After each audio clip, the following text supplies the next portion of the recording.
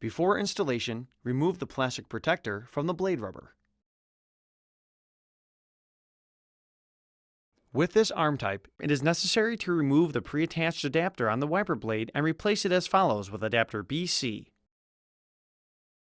Identify the release tabs on the pre-attached adapter.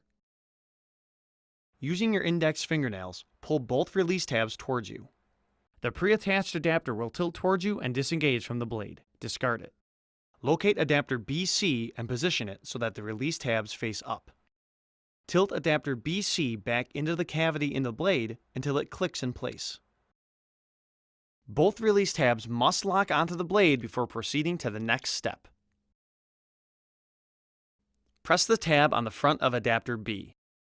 Lift shim C off of adapter B and discard it. Hold your thumb firmly on the front of the adapter, raising the back end up. Align the sidearm tabs with the side tabs on the back end of the adapter and raise the blade into the underside of the arm. Rotate the blade up until the tip of the arm locks underneath the adapter tab. The adapter must lock onto the arm where indicated.